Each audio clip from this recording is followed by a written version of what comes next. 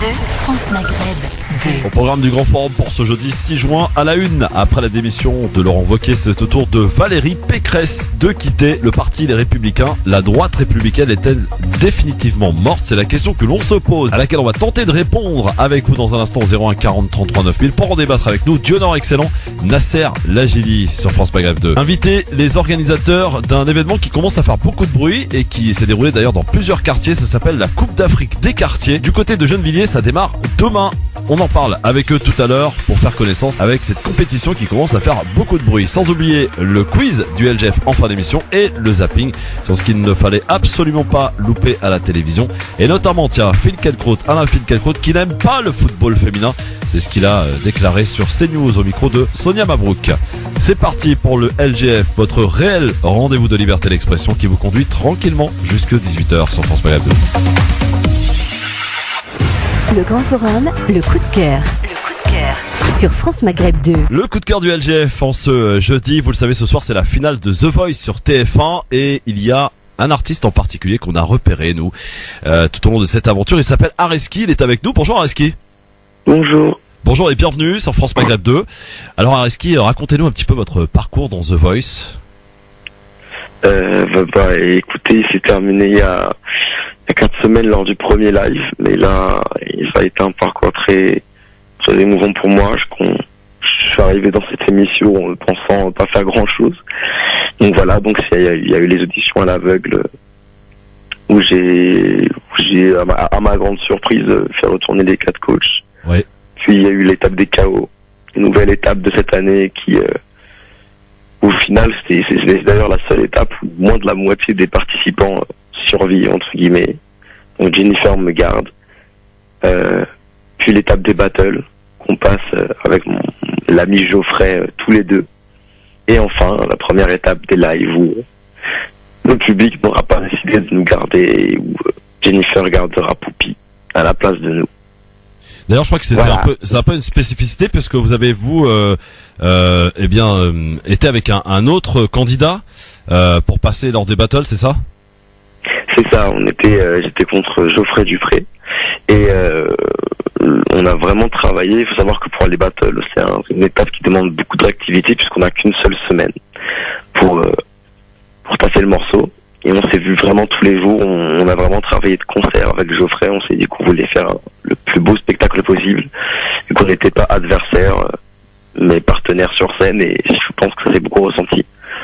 Et de ce fait, Jennifer nous a proposé que, au lieu d'en éliminer un, elle nous a proposé de faire un duo pour continuer la suite en show. Ouais. Pas de regret dans cette aventure, Areski? Non, je crois pas. Non, je crois pas. Sur Uptown Funk, en tout cas, vraiment pas avant les lives. On peut toujours se demander, est-ce que le duo c'était une bonne idée ou pas. Moi, je fais vraiment confiance à Jennifer à ce niveau-là. Je pense qu'elle a eu vraiment raison. Parce que ce qui s'est passé était vraiment beau, je pense, sur son automne. Maintenant, peut-être sur Uptown Funk, un petit peu, il y a eu... Parce que c'est un choix de musique qui était pas le nôtre forcément de base. Ouais. Et nous, on voulait faire quelque chose de beaucoup plus calme. Et c'est vrai que voilà, c'est toujours un travail de concert avec la production, de décider d'un titre. Et voilà, on les a un peu plus suivis pour choisir un titre qui soit plus solaire, plus énergique. Et c'est vrai que c'est jamais grave de quitter l'aventure. Mais quitte à quitter l'aventure, j'aurais préféré le faire sur un titre que j'aurais vraiment choisi, quoi. Oui, bien sûr, qui correspond à votre univers, quoi. C'était mon univers, mais c'est surtout que voilà, on avait déjà fait un truc hyper énergique sur les battles, sur Sonotone, et on s'était dit on va changer un peu. Ouais. Mais bon, c'est rien de grave, quoi. Et pour la suite, aucun énorme regret, quoi. qu'est-ce qui va se passer pour toi pour la suite, Areski? Pour l'instant, j'ai mis dans mon calendrier, je vais faire disque de diamant dans 4 semaines. D'accord. Non, non. C'est bien d'avoir de l'ambition. Je me dis que si je le répète une fois par jour, ça va peut-être arriver. Bah oui. Non, mais Inch'Allah, comme on dit. c'est ça. Mais je commence à écrire parce que je suis quelqu'un qui écrivait déjà beaucoup, mais vu que je suis nouveau dans le monde de la musique, j'écrivais pas de chansons. Ouais. J'écrivais beaucoup dans le cadre de mes études de théâtre, dans le cadre de voilà, parce que j'aime la poésie, j'aime le verbe. Mais voilà, donc là j'essaie vraiment d'écrire des chansons, j'essaie de rencontrer des gens qui écrivent des chansons. Et voilà, on va essayer de faire de la belle musique le plus vite possible pour si on y arrive, faire un album. Ce soir, c'est la finale de The Voice Areski. Et quel est votre pronostic pour cette finale? Mon pronostic, c'est celui il est passé de c'est très clair à de toute façon je sais plus parce que tout s'est tellement retourné dans cette émission. Je sais pas. Je sais pas. Moi comme ça j'aurais dit Whitney ou Clément. Ouais. Parce que voilà, moi quand je donne des pronostics, c'est jamais en fonction. Moi je parle jamais du talent de mes amis parce que ce sont tous mes amis maintenant. Ouais. Et voilà, je me demande juste pour qui est-ce que le public va voter, quoi. Moi je me dis que En tout cas, vous allez je pense que ceux qui parlent le plus c'est Whitney ou Clément. Mais je sais pas, je veux dire autant le premier live lorsque Geoffrey et moi ainsi que Poupie, on est les deux qui sont pas choisis pour le public, ça a surpris tout le monde. En demi-finale, Sidoine qui a 80% des votes contre Léona Winter, un si grand écart, on s'y attend pas. Donc je crois que c'est une émission qui surprend beaucoup au niveau des votes du public, donc de toutes les manières, il y a que des gagnants ce soir, et puis oui, quand on arrive, celle qui gagne, c'est que du bonus. Hein. Quand on arrive à ce stade, effectivement, il n'y a que des gagnants, mais une finale est faite pour être gagnée. Donc évidemment. Ah, c'est vrai que ça fait plaisir quand on gagne quand même. Ah bah oui, c'est évidemment un gros plus. En tout cas, Areski, bravo pour cette prestation dans cette belle aventure, dans cette émission où c'est vraiment pas facile. Il y a de la concurrence, on peut le dire, beaucoup d'artistes, de futurs grands talents. C'est ce qu'on vous souhaite en tout cas, cher Areski. Et merci de nous avoir accordé votre pronostic entre guillemets, même si vous n'êtes pas trop mouillé quand même, hein. C'est vrai. Ouais. Après moi j'avoue que allez, si je dois choisir un tout petit peu, je dirais j'aimerais bien que Whitney gagne. Bon, voilà. Ou Clément, parce que l'histoire est belle, parce qu'elle était venue il y a 2 ans, elle a vu personne. Ce serait l'énorme histoire, quoi. Énorme histoire. Bon, en tout cas, affaire à suivre. Rendez-vous ce soir sur TF1 pour la finale de The Voice. Bon courage pour la suite, Areski. Merci beaucoup. À très bientôt. Et voici maintenant Areski en musique. C'était lors de sa prestation dans The Voice. LGF, le grand forum. Ravi de vous retrouver, messieurs, dames. C'est jeudi aujourd'hui. Vous êtes bien à l'écoute de France Maghreb 2 jusqu'à 18h avec pour nous accompagner aujourd'hui deux messieurs qui se connaissent bien visiblement. Hein. J'ai appris ça il y a pas longtemps. Monsieur Nasser Lagili. Bonjour Nasser. Salut Christophe. Bonjour aux auditeurs et auditrices. Notre militant politique, peut-être futur maire de Gennevilliers. Futur maire de Gennevilliers, peut-être. Ah, ça on verra ça avec le temps.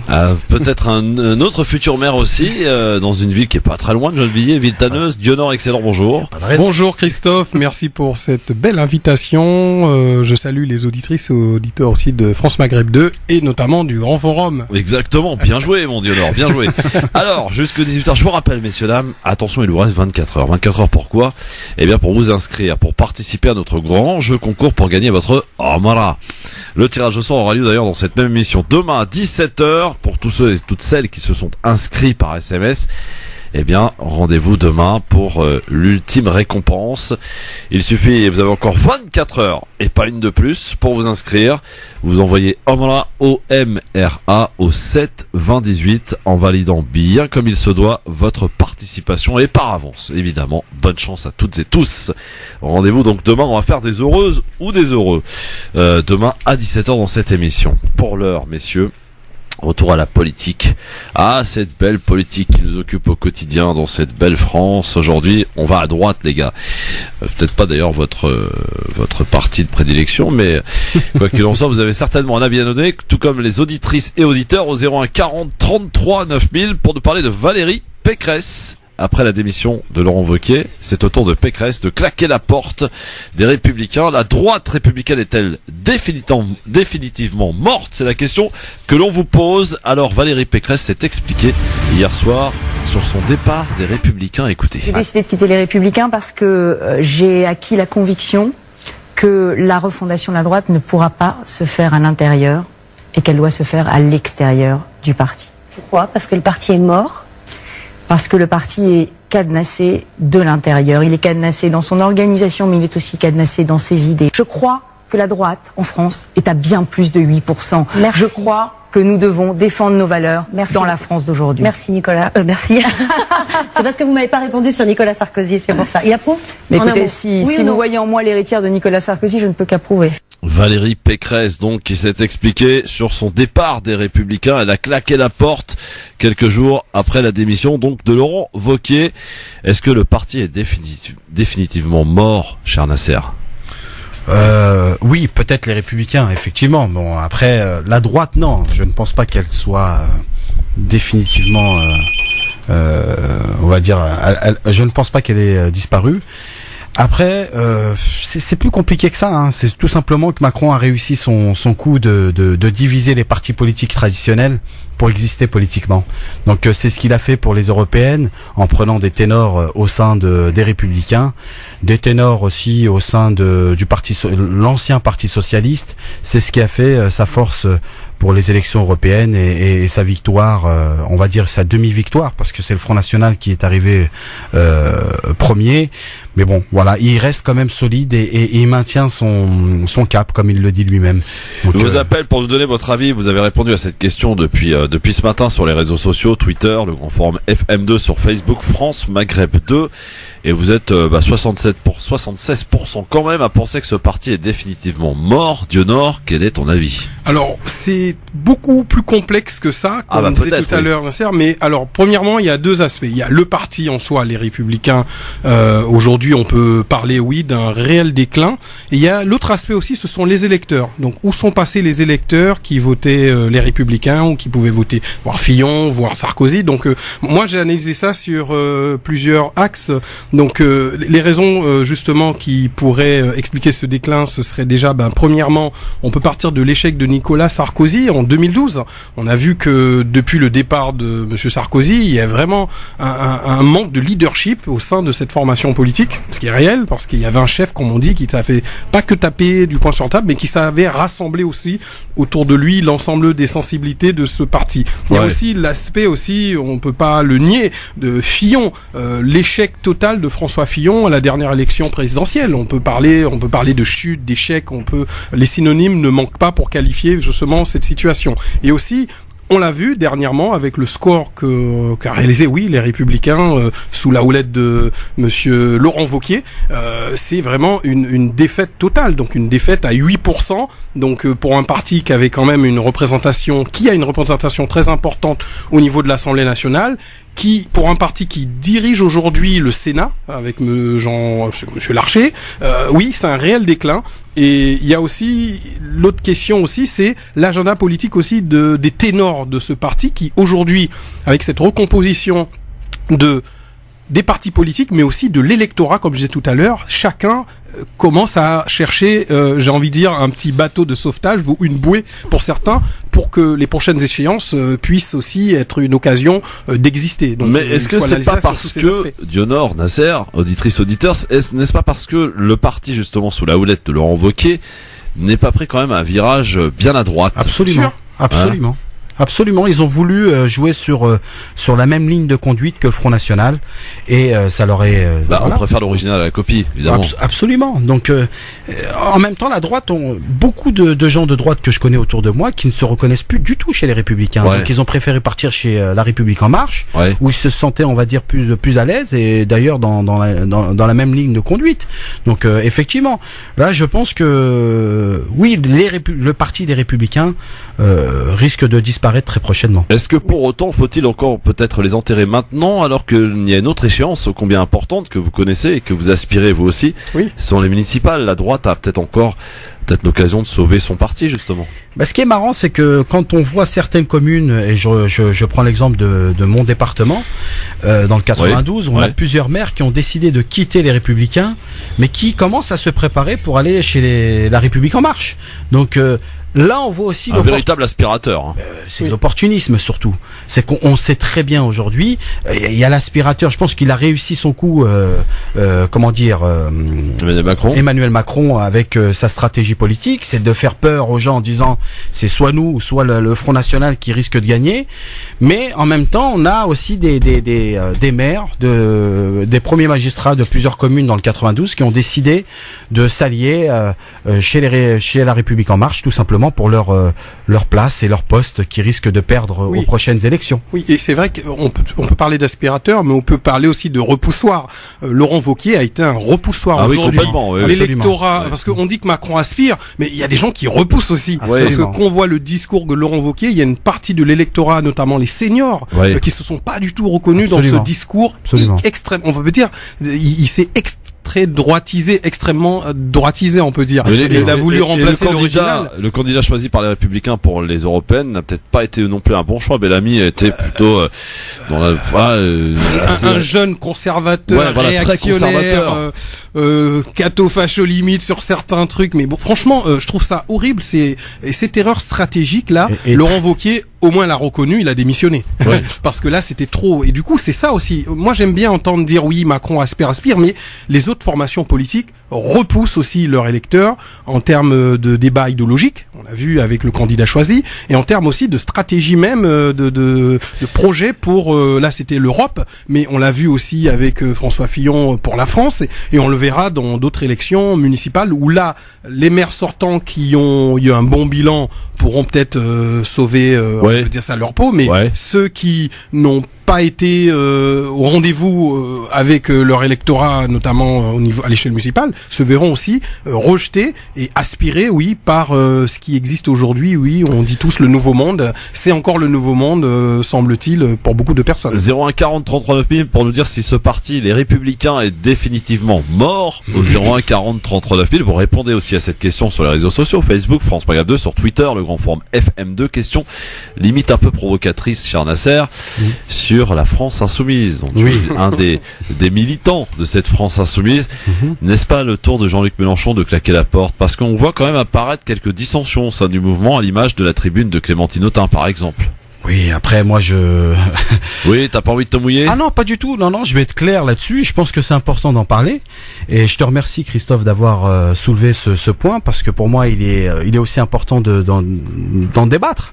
Moi, personnellement, on ne peut pas faire la comparaison de ce que les Républicains vivent aujourd'hui et ce que la France insoumise a pu vivre là, même vit actuellement. Un peu chose près, le score, peut-être. Oui, non, pas forcément le score. Moi, je vois aussi 6%. Oui, 6%. C'est peut-être aussi un échec dans l'attente de ce qu'on souhaitait avoir aux élections européennes.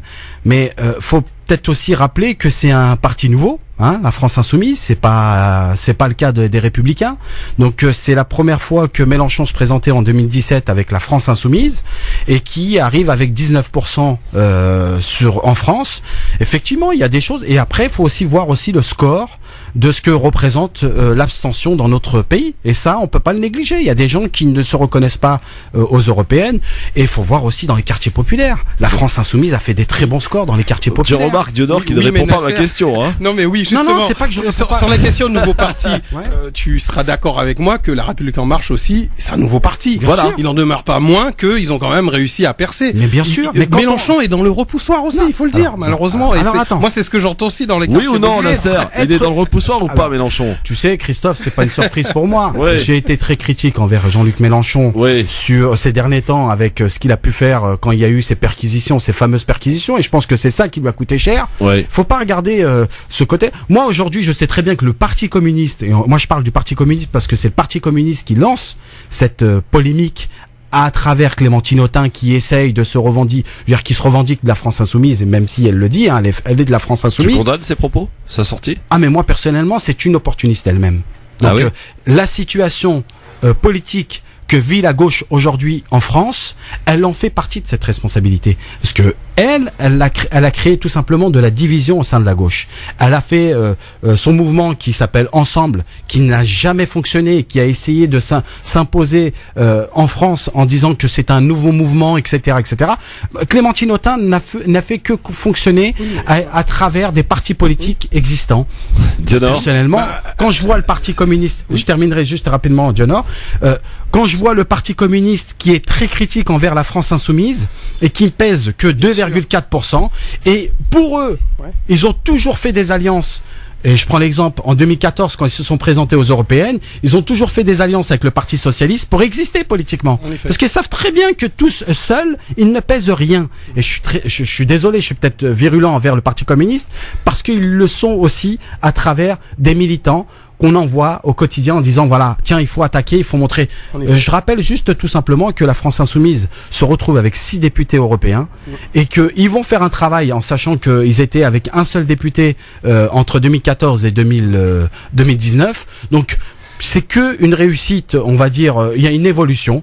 Et effectivement, je pense que le score des européennes a été, on va dire, une déception et personne s'en cache au sein de la France insoumise. Mélenchon doit partir ou pas, Nasser? Moi, personnellement, je ne suis pas favorable pour qu'il parte.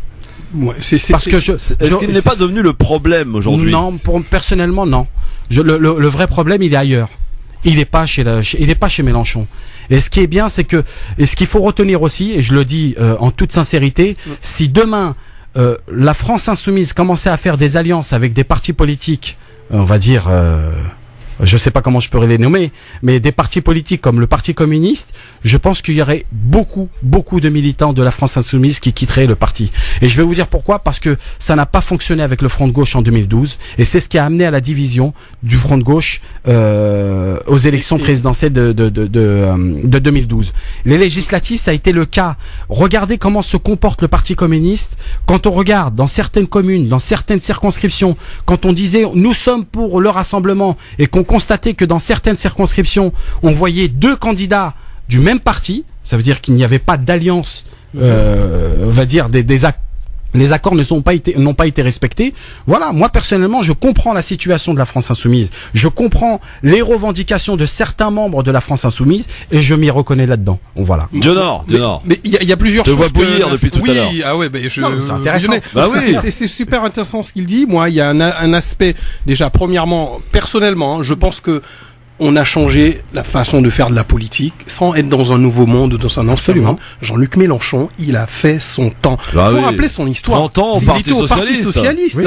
Après le Parti socialiste, il a créé le Front de gauche. D'accord. Et il a créé la France insoumise. C'est un excellent politicien, je pense que c'est un excellent orateur, c'est quelqu'un qui a des idées qui rassemblent. En revanche, ce que ces personnes ne préparent pas, c'est leur relève. Aujourd'hui, Jean-Luc Mélenchon a tout intérêt à rassembler autour de lui des personnes comme toi, Nasser, ou d'autres personnes, montrer une autre image de la France insoumise. Et malheureusement, la France insoumise s'est fait berner par le Parti communiste, qui est, on a parlé du repoussoir, on a parlé de l'aspirateur, mais il y a aussi des politiques, une démarche de parasites qui continuent à exister aujourd'hui sur le dos de la France insoumise. Moi, j'ai vu sur les élections législatives des personnes qui se sont fait élues, je vais pas les citer, ils se reconnaîtront grâce à la France insoumise.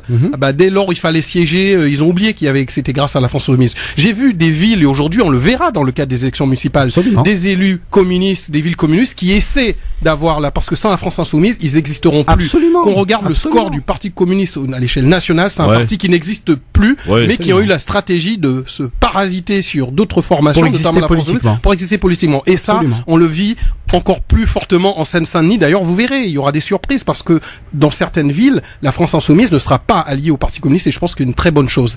Sur la question de Mélenchon, Mélenchon, il doit partir, oui ou non? Mélenchon il doit pas partir. Mélenchon doit permettre à cette formation politique une transition. Il doit la préparer avec des personnalités comme Nasser ou comme d'autres et les Clémentine Autain, compagnie, des gens qui viennent parasiter pour exister. Absolument. Je pense que tout ça c'est fini. Absolument. Et c'est là que aujourd'hui l'ancien monde n'existe plus. Voilà, l'ancien monde n'existe plus. Une nouvelle façon de faire de la politique. Clémentine Autain fait partie de ces personnes qui sont présentes et qui militent à des causes où il n'y a pas grand monde au niveau politique quand même. Non, mais c'est deux choses distinctes, c'est deux sujets distincts. Il y a ça, moi je le salue, je dis chapeau, il faut le reconnaître, il faut le dire, mais sur sur la stratégie d'exister politiquement à travers un parti, et dès lors où ce parti penche, on essaie d'exister, de passer de l'autre côté, je trouve pas ça terrible. Ça n'enlève pas tout son humanisme, tout ce qu'elle peut porter sur d'autres causes. Ça, comme on dit, il faut rendre à César ce qui revient à César. Absolument. Là-dessus, c'est un autre débat. Alors, moi, par contre, sur ce que tu viens de soulever là, Christophe, parce que ça me fait rebondir effectivement quand tu dis qu'il y a des causes nobles qui ont été défendues effectivement. Oui, elle était présente pour la Palestine notamment. Oui, je suis d'accord. Clémentine Autain. Mais tu sais, je vais te dire, Christophe, si elle était dans une circonscription qui n'était pas forcément favorable à la cause palestinienne, est-ce que tu penses réellement qu'elle soutiendrait la cause palestinienne? Je ne pense pas. Elle le fait par opportunisme. Mais moi personnellement, je le pense réellement. Et certains députés aujourd'hui le font. Aujourd'hui, quand on voit Ciotti qui s'attaque, non, il y a pas qu'elle. Quand on voit Ciotti qui s'attaque au musulman, le champion du monde pour ça, c'est Emmanuel Valls. Hein. Valls, ou tout simplement Ciotti, ou des politiques aujourd'hui qui s'attaquent aux musulmans, ils le font parce que tout simplement leur circonscription est à l'image de la personne. Donc ils se disent, on va s'adapter par rapport à la population que j'ai en face de moi et mon électorat qui va m'apporter mes voix et qui sont contre l'islam, contre les musulmans, etc. Et ça, alors j'ai vu quand même un truc qui m'a moi interpellé avant de revenir sur le cas Pécresse, c'est ce qui nous occupe aujourd'hui, c'est quand même 20% des électeurs de Mélenchon sont partis chez Marine Le Pen. Ça pose des questions quand même. De Mélenchon ? Oui, de la France Insoumise. Ceux qui ont voté en 2017 pour Mélenchon seraient partis à hauteur de 20% voter Marine Le Pen pour les européennes. Donc c'est inquiétant, quoi. On va reformuler les phrases. Tu l'as dit toi-même, Christophe. Ceux qui ont voté pour Mélenchon, ça veut pas dire que c'est forcément un électorat pour Mélenchon. Il y a des gens qui militent au sein de la France Insoumise et qui sont adhérents au sein de la France Insoumise, et d'autres qui ne sont pas du tout adhérents mais qui ont voté Mélenchon en 2017, mais qui ne se retrouvent pas forcément sur la position de Mélenchon par rapport à ce qui s'est passé quand il y a eu les perquisitions ou autres. C'était forcément, on va dire, son image a été beaucoup effectivement. D'ailleurs, il y a un cadre de la France Insoumise qui est parti au Front National, au RN. Oui, mais moi personnellement, ça ne m'étonne pas. C'est pas un cadre, mais bon, c'est un cadre. Ça, c'est un opportuniste. Il faut être réaliste. Excuse-moi. Non, mais c'est pas une question d'opportunisme, c'est une question de sociologie. Les personnes qui votent Front National, on sait très bien qu'aujourd'hui, le monde ouvrier, les anciens, on ne peut pas. Il y a une sociologie électorale qui fait que une personne qui voterait, parce qu'il faut plus raisonner en termes de militants. Il y a beaucoup plus d'électeurs que de militants. Aujourd'hui, on sait que les partis politiques se sont complètement vidés. C'est comme les organisations syndicales. Il y a plus personne. Certains font adhérer leurs cousins, leurs frères et leurs familles, peut-être leurs animaux, pour avoir des cartes supplémentaires, parce qu'il n'y a plus cette bataille de leadership à l'intérieur des partis. La bataille du leadership se joue dans des scrutins face aux électeurs. Et aujourd'hui, toutes ces formations politiques ont perdu là-dessus. Les gens aujourd'hui qui votent, moi je le vois à Villetaneuse, dans les cas des élections municipales, il n'y a pas de liste FN. Qu'est-ce qu'ils font, ces gens? Ils vont à la pêche, ils vont à la chasse. Ils restent chez eux? Non. Ils vont voter pour le candidat communiste parce que c'était les anciens ouvriers.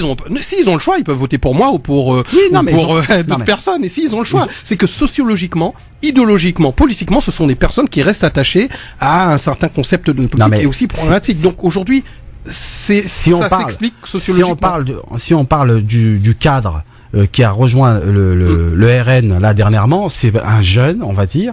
C'est une personne qui n'était pas forcément sociologiquement, comme tu le présentes toi-même, des ouvriers ou autres, mais c'est une personne qui était tout simplement pour moi un opportuniste et qui a profité de l'occasion pour exister politiquement. Donc on a parlé de lui pendant 2 semaines parce que voilà, il voulait faire un coup médiatique, etc. Là on n'entend plus parler de lui. Donc effectivement, il va faire partie du cadre du Front National. Mais personnellement, pour moi, c'est un cas isolé. C'est un cas isolé. On peut pas. Non, mais ça pose des questions quand même que 20% des électeurs de Mélenchon, de la France Insoumise en 2017, aient voté Marine Le Pen aux européennes. Parce que la question alors que tous les sociale du pouvoir d'achat, tout est censé les opposer en tout cas. Oui, mais sur les questions sociales, économiques, on trouve des similitudes dans le discours que peut porter Marine Le Pen.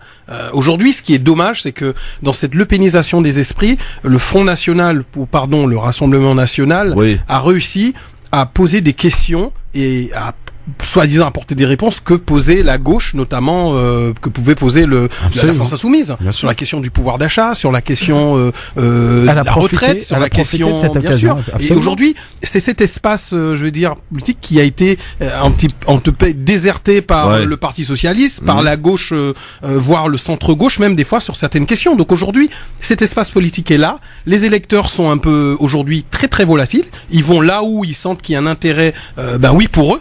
si quelqu'un vous dit, je vais vous augmenter votre pouvoir d'achat, je vais augmenter le SMIC à 1700 € brut, la personne qui peine à gagner 1000 € net, 1700 € net, qui gagne 1000 € net, va forcément dire, cette personne défend plus mes intérêts que, voilà, c'est même pas une histoire d'idéologie politique, c'est une histoire aussi de situation réelle des personnes dans lesquelles ils vivent aujourd'hui. On l'a vu notamment avec l'émergence du mouvement des Gilets jaunes, qui est un mouvement qui est légitime par rapport aux questions sociales, économiques que ce mouvement pose et qui n'a toujours pas eu ses réponses à ces questions. Oui, mais qui pour le coup a été récupéré plus par les RN que par la France Insoumise. Voilà, pourtant a essayé en tout cas de s'y coller à ce mouvement et peut-être de récupérer aussi, il faut l'avouer quand même un petit peu.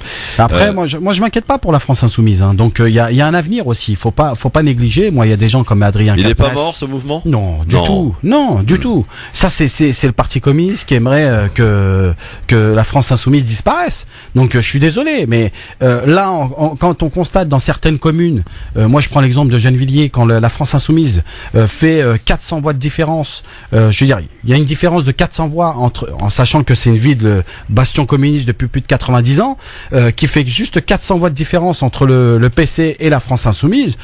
Pour moi c'est que du positif. C'est un travail de longue haleine, c'est un travail qui va se développer. Il y a des gens comme Adrien Quatennens, il y a des gens comme François Ruffin, c'est des gens qui vont beaucoup apporter au sein de la France Insoumise. C'est des personnes un peu isolées. On peut pas dire qu'il y a quand même aussi, il faut le dire, parce qu'ici on n'emploie pas la langue de bois, vous le savez, dans cette émission. Il y a quand même aussi un sacré handicap pour la France Insoumise et pour Mélenchon en particulier, c'est ses sorties islamophobes, faut le dire. Ça lui a coûté des voix en 2017. Comme quoi il parle du voile comme un torchon. C'est des propos qu'il a tenus, hein. Alors, je sais pas s'il a utilisé le mot torchon. Ça, on peut facilement le retrouver. Mélenchon a utilisé le mot torchon en parlant du voile. Oui, non, mais après, je te dis pas que tout est nickel au sein de la France Insoumise. Et on voit un espèce de relan du communisme où, justement, il y a cette islamophobie qui est présent. On peut pas parler d'islamophobie. Je pense qu'il y a ils ont un problème avec les religions, en tout cas, hein. Ah oui. Ça, c'est le double de langage de la gauche. Ça, c'est toute la gauche qui a un problème avec les religions. Pas que la gauche, c'est tous les partis politiques. J'ai reçu Éric Coquerel ici, on a eu un petit échange assez vif là-dessus, et on les sent quand même bien dans le discours, tu vois, bien lourdeau des communistes de l'époque quand même. Oui, mais Christophe, c'est tous les partis politiques aujourd'hui qui veulent flatter, qui sont dans cette lupénisation des esprits et qui veulent aller chercher, et ça c'est honteux pour des personnes qui sont censées justement... Et des gens comme Nasser justement peuvent faire évoluer justement les mentalités au sein de ce mouvement. J'allais rebondir là-dessus.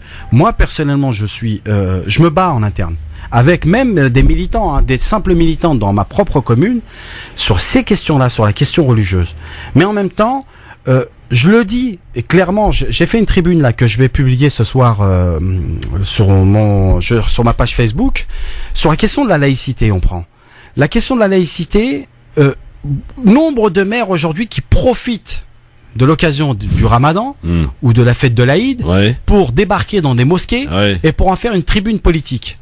Donc ça existe réellement aussi. Et ça, on peut pas le négliger. Moi, personnellement, je ne suis pas favorable à ça. Parce que est-ce qu'on va à la messe de Noël quand il y a la messe le 24 décembre au soir? Est-ce que ces maires-là débarquent dans ces églises? Non, jamais je les ai vus. Je les ai jamais vus débarquer. Donc France Maghreb 2, France Maghreb 2. Ça s'appelle le Grand Forum, messieurs, dames. On est là tous les jours de 16h à 18h. Je vous rappelle qu'il vous reste 24 heures maintenant pour vous inscrire, participer à notre grand jeu concours qui a débuté le premier jour du Ramadan et que la direction de France Maghreb 2 a décidé de prolonger de 3 jours, donc jusque demain, 17h, pour le tirage au sort pour gagner votre Omra avec nos différents partenaires. Pour ce faire, il suffit d'envoyer Omra, O-M-R-A, par SMS au 7 20 18, de bien valider votre participation. Et avant tout, évidemment, bonne chance à toutes et tous. Tirage au sort dans cette émission demain, à partir de 17h. Alors, nous étions sur le cas de Pécresse, Valérie Pécresse, qui a quitté le navire, elle a quitté les Républicains.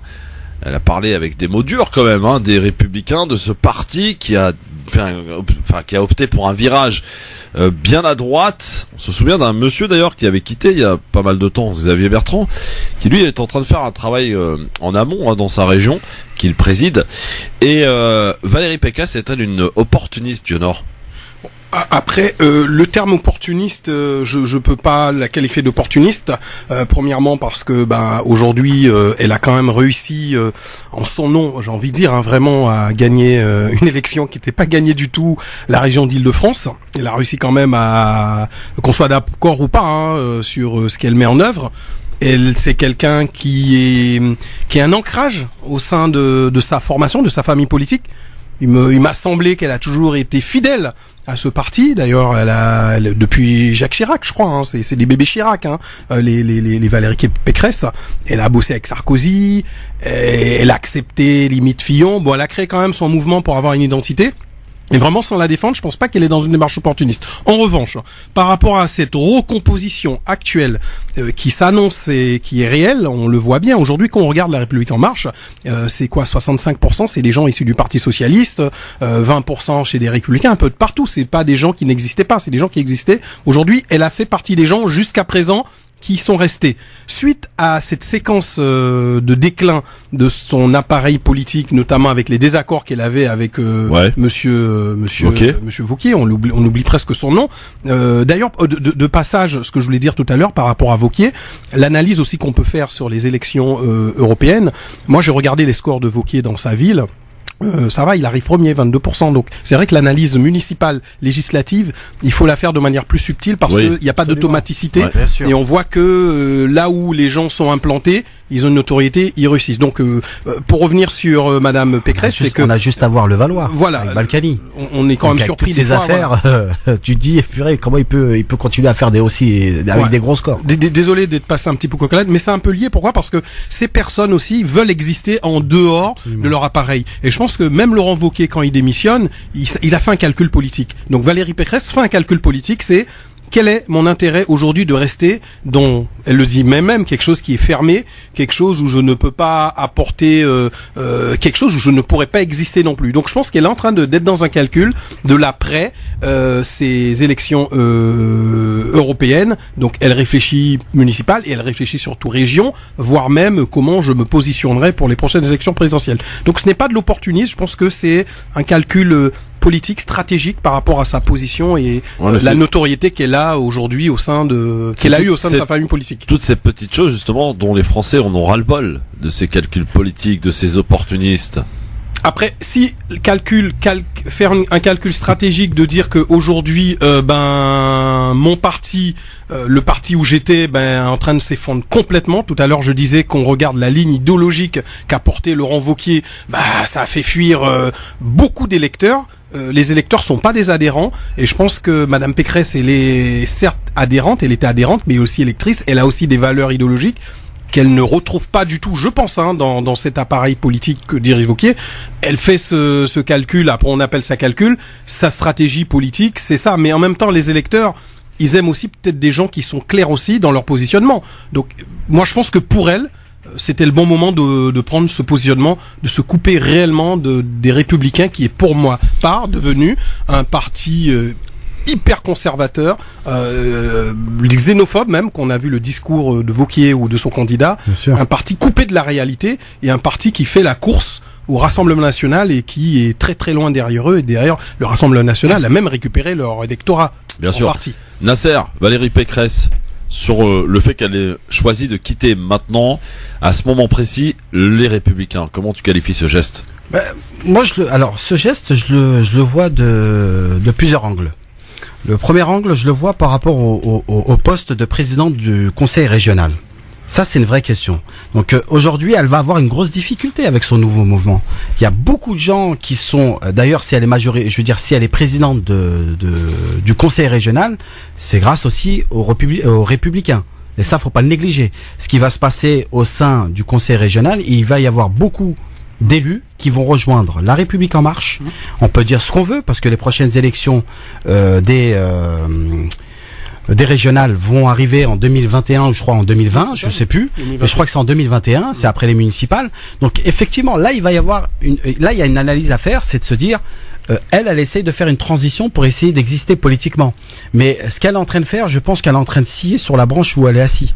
Parce que faire un mouvement comme ça, 1 mois, 2 ans avant avant les élections régionales, je pense que c'est de se tirer une balle sur le pied. Donc la vraie question effectivement, c'est de savoir est-ce que les Républicains vont continuer à exister avec un nouveau groupe ou avec des personnalités, on va dire plus crédibles, et pour essayer de sensibiliser les anciens adhérents des Républicains. Mais ça, je pense que ça va être très compliqué et très difficile. Est-ce que le retour de Sarkozy peut parce que c'est ce qui risque de se passer. C'est que on en parle. Bah bien sûr, mais faut analyser les choses. On sait très bien que les Républicains étaient forts à l'époque de Sarkozy. Sarkozy a essayé de venir a essayé de venir et il a été détruit par Fillon. Fillon a été détruit par ses affaires derrière. Par Sarko aussi. Par Sarko, effectivement. Donc voilà, on constate en vérité que le parti ne peut plus fonctionner comme ça. C'est le serpent qui se mord la queue, quoi. Absolument. Et Ruquier, qui l'appréciait au sein des Républicains? Moi, j'en voyais pas énormément des gens qui l'appréciaient. Lui, comme Jean-François Copé, quand ils se sont pris une grosse claque. Donc, effectivement, il va y avoir peut-être un mouvement qui va se créer très prochainement, où tout simplement la République en marche va prendre le dessus et va essayer de récolter et récupérer ce qui existe. Oui, mais pour Valérie Pécresse, il y a aussi l'autre analyse. On entend de plus en plus qu'elle se rapprocherait tranquillement aussi de la République en marche. Oui, bah oui, donc c'est aussi sa démarche aussi. C'est ce qu'on appelle l'opportunisme. Après, est-ce qu'elle le fera? Voilà, c'est quoi le calcul? D'ailleurs, cette République en marche, est-ce qu'elle n'est pas en train de se droitiser? C'est droitisé depuis le début. Aucune surprise, Christophe. L'économie, c'est à droite. Le Premier ministre, il est de droite. Libéralisme total dans ce parti. Tu peux pas me dire le contraire, Christophe. Et en même temps, quand on regarde bien, moi, franchement, je tire mon chapeau à Emmanuel Macron. Ah, ou alors là, Nasser Lajili qui tire son chapeau à Macron. Franchement, ça quand je dis ça, on sent que ça se recompose là, non, Nasser, non? Non, mais quand je dis ça, il faut d'abord décomposer avant de recomposer. Je lui dis, je tire mon chapeau à Emmanuel Macron qui a réussi à détruire les Républicains. Il a tout simplement... Pas que, le Parti Socialiste aussi. Non, même le Parti Socialiste. C'est pour ça que je te dis, en termes de stratégie, il a pris des ténors pour faire, pour essayer d'adhérer le maximum d'adhérents des Républicains en disant, le pouvoir c'est chez nous. C'est sûrement pas les Républicains. Aujourd'hui, on a mis un candidat sur les européennes qui était très timide dans des débats.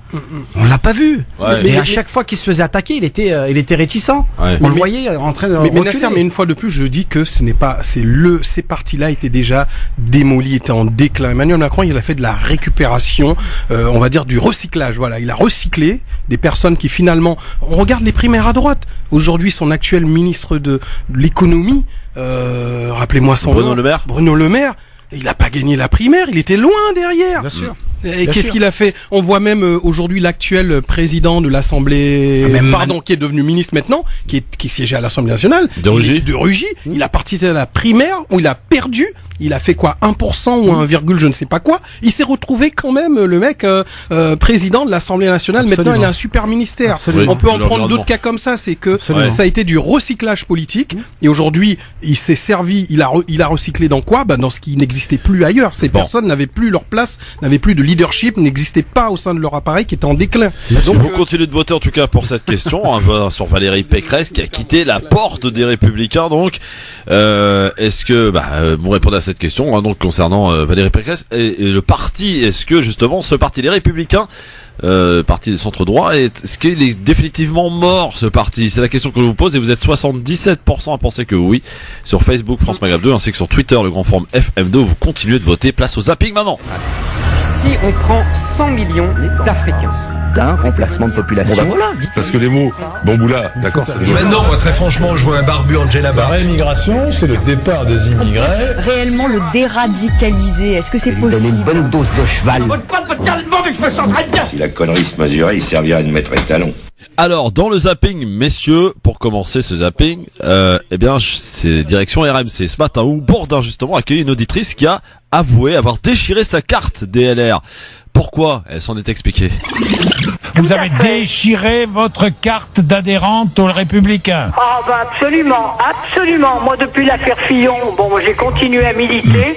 à payer ma cotisation, mais c'est terminé. De voir tous ces rats qui quittent le navire, je m'excuse, monsieur Reda, mais je trouve que c'est absolument épouvantable. J'ai écouté hier au soir Madame Genevard, qui est une femme sage. Eh bien, je pense que les Républicains doivent continuer à exister. Mais moi, j'ai déchiré ma carte parce que j'en peux plus. Madame Pécresse, toutes ces petites boutiques, toutes ces petits micro-partis, ça devrait être interdit. Voilà.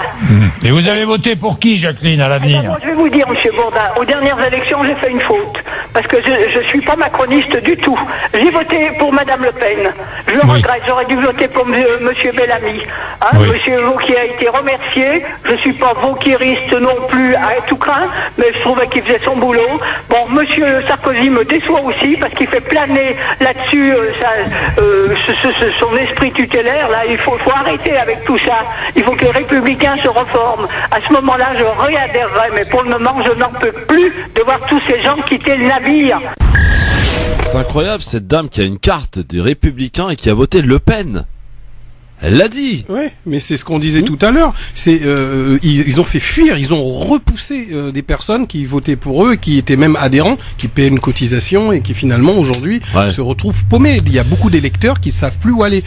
Au-delà de l'acronyme LR, c'est quelle valeur idéologique représente ce mouvement aujourd'hui politique? C'est quoi leur projet pour notre société? C'était quoi son projet pour l'Europe? Les gens n'ont pas compris grand chose. Donc ces personnes sont aujourd'hui orphelins, justement, et c'est en ça que Emmanuel Macron opère on peut dire c'est heureusement peut-être, il fait cette opération de recyclage de toutes ces personnes qui sont perdues, aussi bien des électeurs que des ténors de certaines formations politiques. C'est dommage, parce qu'on n'a pas besoin d'un clivage FN ou les Républicains. Non mais, alors, il y a ça, mais il n'y a pas que ça.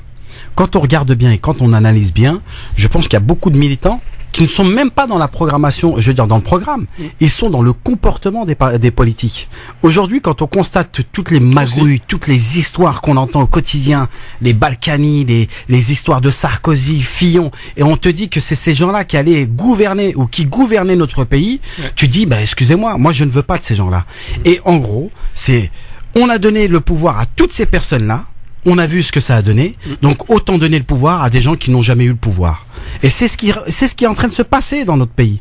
Aujourd'hui, on voit que la question de l'islamophobie, on fait vendre ça via les médias, on fait vendre toutes les histoires de Balkany, etc. pour faire monter je veux dire le potentiel, voilà, les potentielles voix pour le Front National. Et là, on est en pleine, on est spectateur de ce qui se passe. Voilà. Autre chose dans ce zapping, messieurs, invité Sonia Mabrouk sur CNews, Alain Finkielkraut n'aime vraiment pas le football féminin. Écoutez, alors c'est fabuleux. Est-ce que c'est une sortie? Football féminin. Ah bah alors là, non, j'aime pas le football féminin. Comment ça? Pourquoi? Quelle différence? Vous allez pas me faire une hiérarchie sur ce sujet aussi? C'est pas possible. Mais alors après, on va faire le rugby féminin. Mais arrêtez l'égalité, bien sûr l'égalité, mais un peu de différence, si vous voulez. C'est très bien que les femmes jouent au football, c'est très bien. Non, mais vous le prenez avec condescendance. Mais je le prends pas avec condescendance, mais ça ne me passionne pas. C'est pas comme ça que j'ai envie de voir des femmes. Mais pourquoi elles sont formidables? Mais tant mieux. Et je souhaite la victoire de l'équipe de France. Et ce sera très bien qu'elle gagne son premier match contre la Corée du Sud. Mais je ne serai pas scotché devant ma télévision pour voir un match de football féminin. Vous avez tort. Oui, j'ai tort. Bon. Et après, vous allez me demander de regarder un match de boxe entre femmes et puis un match de rugby. Et ben moi, j'ai pas envie. C'est tout.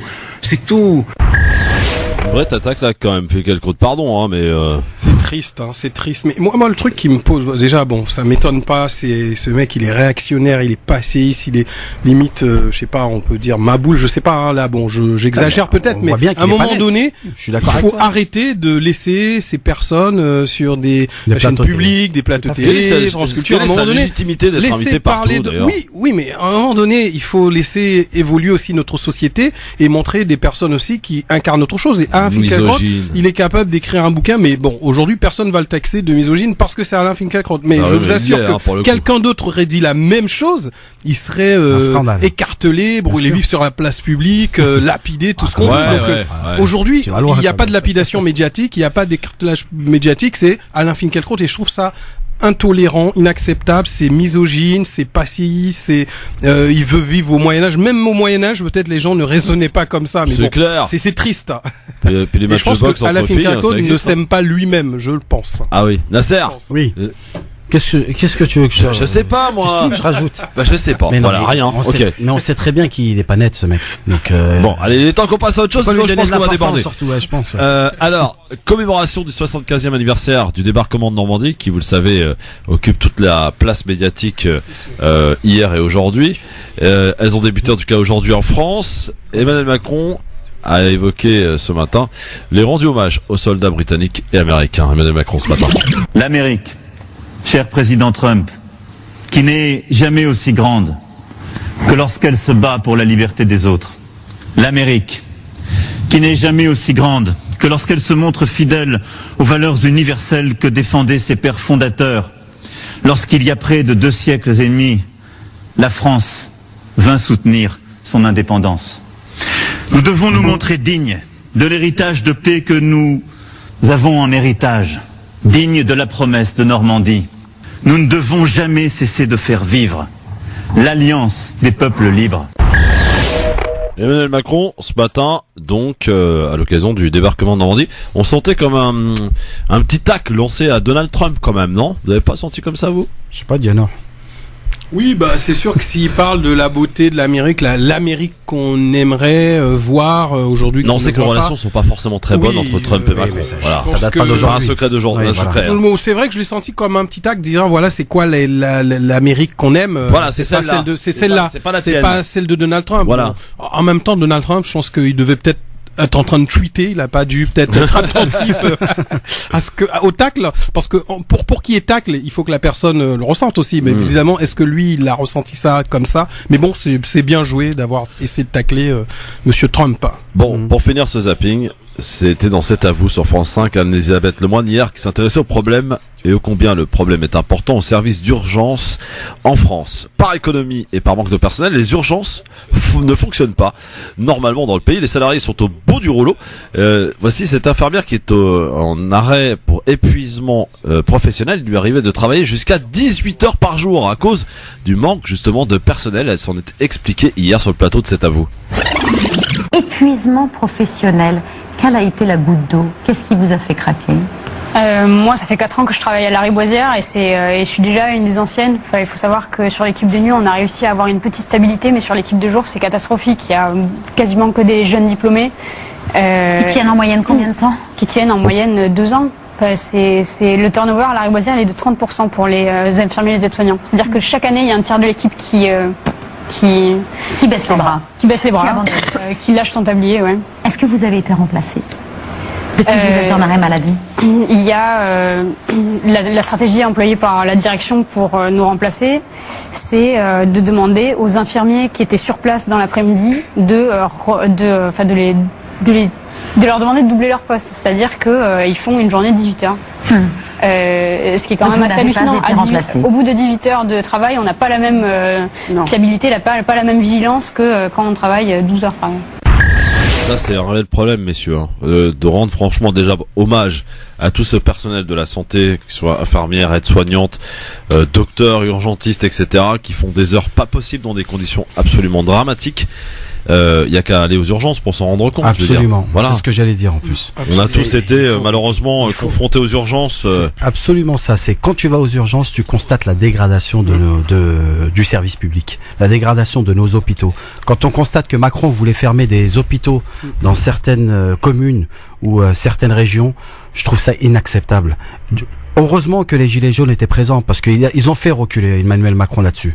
Donc et là qu'on constate que finalement le mouvement des gilets jaunes continue, parce qu'il faudra peut-être aussi leur rendre hommage parce que c'est aussi ça, parce que moi j'ai rencontré des infirmières, des docteurs qui ont manifesté et qui manifestent quotidiennement avec les gilets jaunes.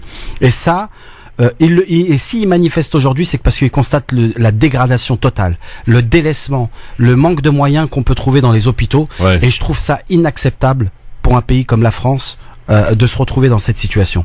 Franchement, c'est inacceptable. Faut voir en Allemagne comment ça fonctionne. Faut voir dans les pays voisins qui sont présents et qui font un travail remarquable pour essayer de garder leur service public. Et nous, en France, on ne fait que délaisser.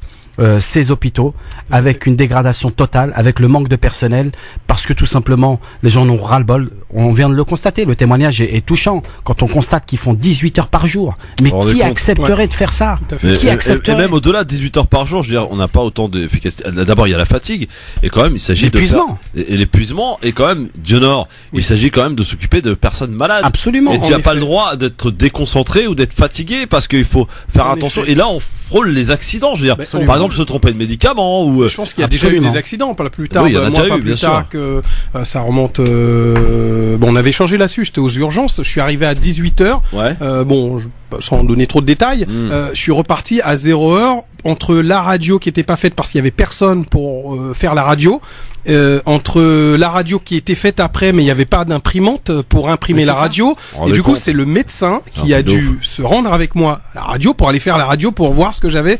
J'ai passé de 18h à 0h. Donc c'est vrai que la question des moyens dans nos hôpitaux c'est fondamental. Oui, plus de médecins, plus d'hôpitaux, et quand on voyait que certains voulaient supprimer plus de 500 000 postes de fonctionnaires, mais ils sont fous ces mecs. C'est qu'à un moment donné, et c'est les mêmes qui crachent sur le mouvement des Gilets jaunes, c'est un mouvement qui parle de la France qui souffle, la France qui a besoin de plus de services publics, et là on le voit qu'on peut pas jouer avec la vie déjà du personnel médical, mais aussi avec la vie des patients, parce que finalement quand il y a des erreurs et des accidents, mais c'est parce que ces gens aussi sont en manque aussi d'effectifs, et finalement il y a une charge de travail qui est trop importante, et là-dessus c'est pour ça qu'il faut voter, choisir des programmes qui disent oui, on reconnaît qu'il y a un besoin réel de services publics dans les hôpitaux, dans les écoles. Non, mais c'est réel, c'est comme ça qu'on choisit aussi un projet aussi pour un pays. Est-ce que je peux compléter un terme de politique publique? Non, Nasser, tu ne peux pas. Dans un instant peut-être, mon cher Nasser Lajili, Dieu Nord, excellent.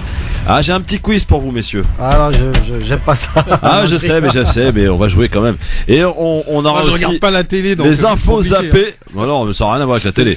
Les infos zappées, messieurs, aussi. Et on recevra aussi deux jeunes hommes qui vont nous parler de ce qui se passe en ce moment. C'est un véritable engouement, de ce qui se passe dans les quartiers. C'est la Coupe d'Afrique des quartiers. Absolument. Ça démarre un jeune billet chez toi, Nasser, demain. C'est ça.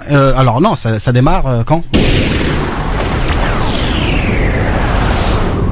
France Maghreb 2, France Maghreb 2. Le grand forum sur France Maghreb 2. Merci d'être avec nous jusque 18h. Dans un instant, on va parler football. Ouais, ça fait du bien aussi. D'autant plus qu'il y a une grosse compétition qui arrive pour la Coupe d'Afrique des Nations. C'est le 21 juin. Mais il y a une coupe qui se joue en ce moment dans les quartiers. Ça s'appelle la Coupe d'Afrique des quartiers. Ça démarre dimanche à Gennevilliers. On en reparlera avec deux invités dans un instant. Pour l'heure, nous sommes toujours évidemment avec Dieu Nord excellent, avec Nasser Lajili et avec vous, chers amis auditeurs, au 01 40 33 9000. En vous rappelant qu'il nous reste à peine 24 heures maintenant pour participer à notre grand jeu concours pour tenter de remporter la fameuse Omra, ou les fameuses, parce qu'il y en a plusieurs, m'a-t-on dit. Donc allez-y, dépêchez-vous pour vous inscrire. Vous envoyez votre SMS, vous tapez Omra, O-M-R-A, et vous envoyez le tout au 7 20 18 en validant bien comme il se doit votre participation en suivant toutes les indications nécessaires. Et rendez-vous demain à 17h dans cette même émission pour connaître l'heureux élu. Et avant tout, et par avance, bonne chance à toutes et tous. Nasser Lajili, j'ai vu que t'as changé de place, t'as voulu essayer de te défier, mais pour autant, tu ne vas pas y échapper. Ah ouais, non, mais rapproche-toi du micro, mon Nasser. Non, tu connais pas la maison ou quoi? Je connais très très bien la maison. Bon, alors, parle bien devant le micro, mon Nasser, voilà. Le temps que nos invités, évidemment, arrivent et avec qui on va parler football dans un instant. Dieu Nord excellent avec nous, Nasser Lajili. Présent. Avec un petit quiz, messieurs. Oh, c'est fait pour s'amuser, puis en même temps pour apprendre, Donc voilà, rien de dramatique. Première question, Nasser Lajili. Oh là là, attends, tu commences mal. Ah oui, non, je commence très mal, oui. Première question, alors là, c'est là, si vous me la trouvez à vos 3 points, je vous le dis direct. Alors, c'est quelle crotte? Non, pas du tout. Qui est-ce qui a été mis en vente pour la première fois d'ailleurs par des épiciers américains le 6 juin 1930?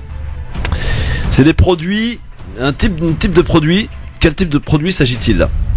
Des produits qu'on utilise, et il y a d'ailleurs même des magasins qui ont fait leur commerce, quoi. Il y a des magasins où on vend que ce type de produit. Ouais, c'est des cigarettes peut-être? Non, pas du tout. Des jeans? Non, du tout. C'est putain. Si je vous donne un indice, ça se passe quand même plutôt dans la cuisine, on est d'accord? Et ça va en ce moment, enfin c'est relié généralement avec le frigo. Bah, c'est bon, je vous ai tout dit là. Des produits laitiers. Non. Des yaourts. Non. Des produits surgelés. Eh oui, sachez que ça a été mis en vente pour la première fois par des épiciers américains en 1930 et c'était un 6 juin. Voilà, messieurs. Qui devient président du Conseil en 1936? Il était socialiste, pour la petite histoire. Et son prénom est Léon Blum. Léon Blum. Qui a dit Léon Blum? C'est Dionor. 1-0 pour Dionor. Ouais, bon, tu nous as facilité la tâche, hein, Léon. Allez, je cherche une actrice. Léon de Bruxelles. Je cherche une actrice française qui a annoncé vouloir quitter le cinéma en 1973. Un 6 juin. Actrice très connue, très connue, qui a un peu dérivé, beaucoup même. Elle a très mal vieilli, quoi. Elle était belle quand elle était jeune. Brigitte Bardot. Brigitte Bardot. Bravo, mon Dieu Nord. Bravo. 2-0. Ouais, mais tu nous aides pas mal quand même. Elle a mal vieilli. Donc bah oui, elle est devenue Sistra. Donc, elle est devenue Sistra. Tiens, allez, c'est un peu plus récent. Quel État a été condamné pour complicité de crimes contre l'humanité pour avoir transféré des personnes par convoi ferroviaire en 2006? La France. La France. Ah oui. Et c'est une bonne réponse. Et d'ailleurs, la SNCF aussi, voilà. Pour avoir transféré des personnes vers le camp de Drancy notamment. Tout à fait.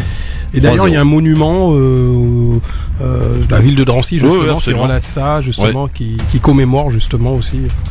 Absolument. Nasser, faut se réveiller. Ouais, là je suis fatigué. Tiens Nasser, c'est pour toi ça. Je cherche un homme politique anglais qui fut Premier ministre, né le 6 juin 1953. Tony Blair, bah voilà, je le savais que c'était pour toi celle-là. 3-1. Et puis une dernière question.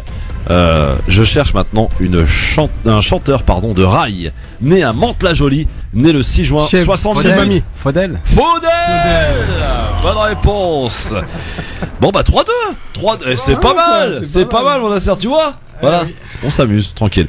Alors avant de recevoir nos invités, je voulais quand même qu'on maintenant parle de quelques infos zappées, parce qu'on a les infos que l'on évoque, c'est les gros sujets à la une, mais il y a aussi ces informations qu'on a tendance à zapper et qui pour autant ont leur importance. Alors j'en ai repéré quelques-unes si vous le voulez bien.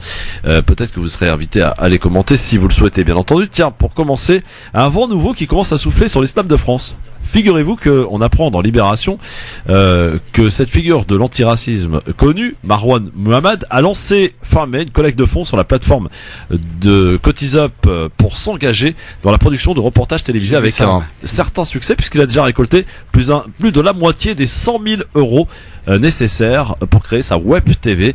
On approuve ou pas les gars? On encourage? Moi j'encourage fortement. Et toute personne qui milite dans ce sens-là, je les félicite, surtout.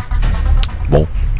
Dionor? Ah bah oui, surtout on en a vraiment besoin avec tous les cisras là qui se lèvent, même les personnes âgées, on pourrait penser que avec l'âge on devient plus sage, mais finalement c'est pas complètement vrai. Donc oui, c'est nécessaire d'avoir ce genre d'initiative. En tout cas, ça marche bien. Il a lancé à peine il y a fin mai quoi, et ça a déjà récolté vraiment beaucoup. Il manque quasiment la moitié pour ouvrir sa web TV. Autre information zappée, ça se passe dans le Pas-de-Calais où le tribunal de Boulogne a condamné lundi 3 juin un imam d'une mosquée de Petite Couronne dans la banlieue de Rouen à 3 ans d'emprisonnement, dont 1 an avec sursis, à une interdiction de séjour dans le Nord et dans le Pas-de-Calais pendant 5 ans. Pourquoi? Parce que l'homme, un réfugié politique iranien de 39 ans, est coupable d'avoir finalement facilité l'arrivée de migrants par bateau, qui aurait permis donc aux migrants de traverser la Manche et de rejoindre la Grande-Bretagne. Un fidèle de la mosquée, considéré d'ailleurs comme complice de l'imam, a écopé d'une peine de 18 mois de prison, dont 9 avec sursis, et une interdiction de séjour dans les mêmes départements pendant 3 ans. Voilà. Ça nous rappelle d'ailleurs une histoire de ce monsieur qui avait défendu des migrants. Ça se passe dans le sud de la France, je sais plus comment il s'appelle, il était connu d'ailleurs. Vous vous rappelez les gars, non? Je me rappelle plus. Bon. Si, ça me dit quelque chose. Il a été condamné même. Oui, il a été condamné, ça a fait beaucoup de bruit, etc. De solidarité envers ce monsieur. Alors, on passe pas de commentaires là-dessus? Moi, je pense qu'il faut revoir vraiment la législation sur ces questions. Qu'on aide des gens. C'est une valeur fondamentale d'aider son prochain.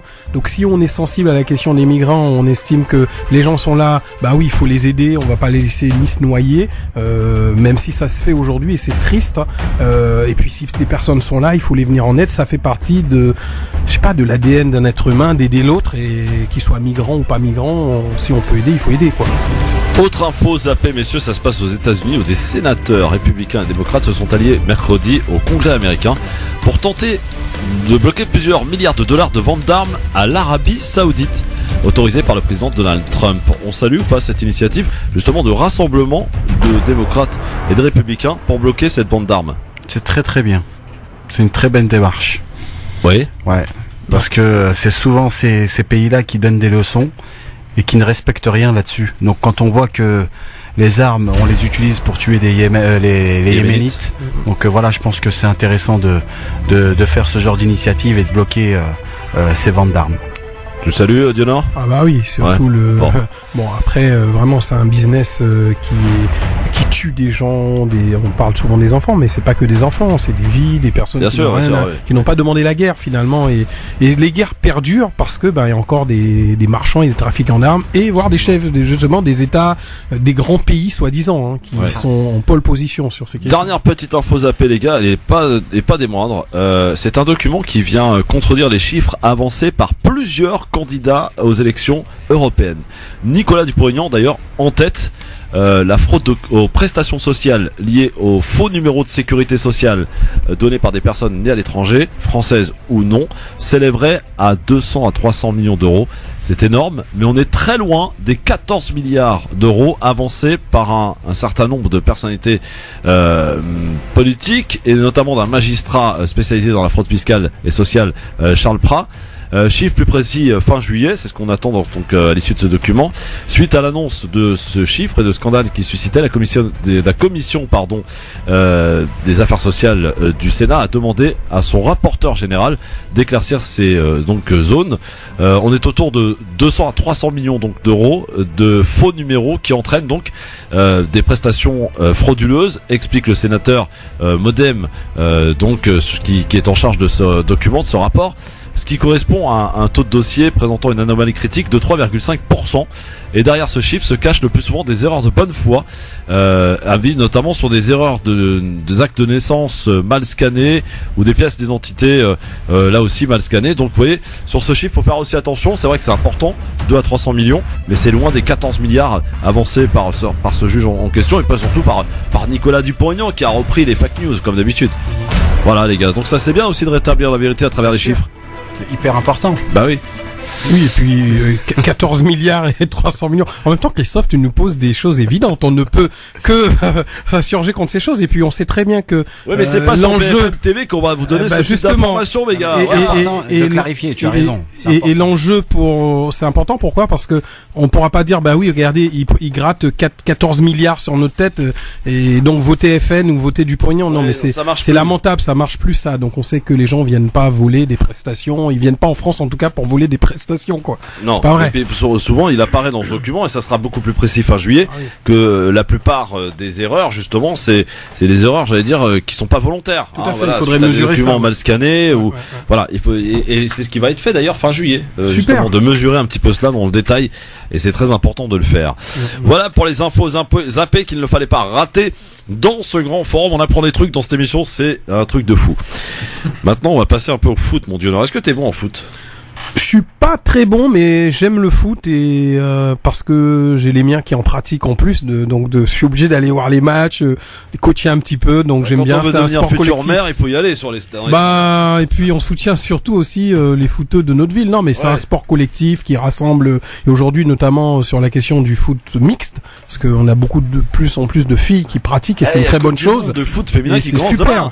Chez nous, c'est super. Donc vive le foot, et voilà. Alors pourquoi parler de foot? Parce que c'est organisé, a suscité d'ailleurs un engouement assez important, un intérêt particulier.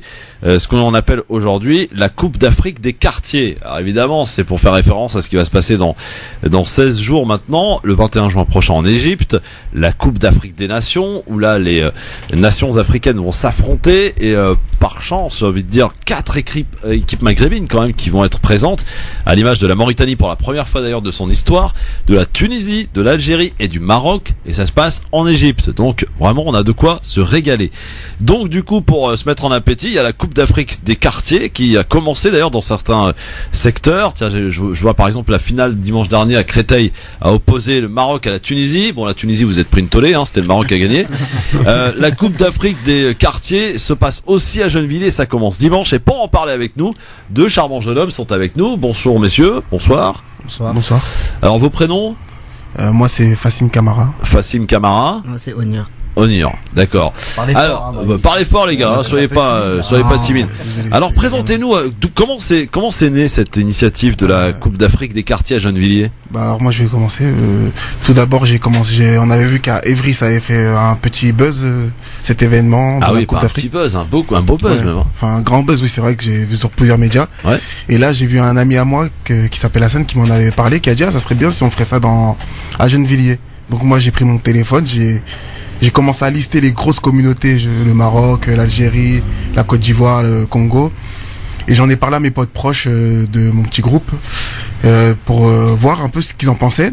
Et là, en fait, je suis allé faire une sieste, je me rappelle. Et là, j'ai un pote à moi qui a mis un statut Facebook où il a écrit oui, on prépare un truc, une Coupe d'Afrique à Gennevilliers. Et pareil, le screen que je leur avais envoyé, je l'ai vu sur Snapchat, sur plusieurs stories. Et là, je me suis dit ah ouais, mais moi j'ai dit ça pour commencer, j'y pensais pas vraiment. Ouais. Là, j'ai vu que j'étais pris dans le truc et que tout le monde en parlait. J'ai un ami à moi qui est sorti dehors, on a directement dit ah ouais, vous allez lancer un truc, moi je suis chaud pour le faire et tout. Et après voilà, j'ai parlé avec Onur et Onur aussi il était très déterminé pour le faire. Et grâce à lui aujourd'hui, on a réussi à monter quelque chose de beau. Et je vais le laisser continuer aussi. Alors Onur, justement, présente-nous un petit peu ce qui va se passer du côté de Gennevilliers. Ça va durer combien de temps? Combien d'équipes présentes? Alors ce qui va se passer, c'est que on va avoir 12 équipes présentes sur 2 semaines. On peut avoir les intitulés peut-être. Alors Algérie, Maroc, Tunisie, j'imagine. Je crois que je les connais pas tous. D'accord. Algérie, Maroc, Tunisie. Après, on a des équipes qui sont pas africaines également. Ça, on va y revenir. Ah ouais. C'est bien ça. Parce que l'idée derrière, c'est justement de créer un esprit de solidarité et justement en rapport avec cette idée, on a décidé de convier des équipes qui n'étaient pas forcément situées sur le continent africain.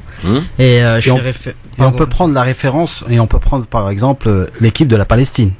Ouais. Il y a une équipe qui s'appelle la Palestine et qui vont jouer pour la Palestine. Ouais, exactement. Ah super. Donc il y aura une équipe Palestine. Oui, c'est ça. Ouais, c'est une participation symbolique. On a tout démonté cette équipe. C'était une bonne idée de Nasser. Vu l'équipe, je sais pas, Christophe. Est-ce que c'est une idée de Nasser Lajili? Oui. Ah non, je sais pas. Non.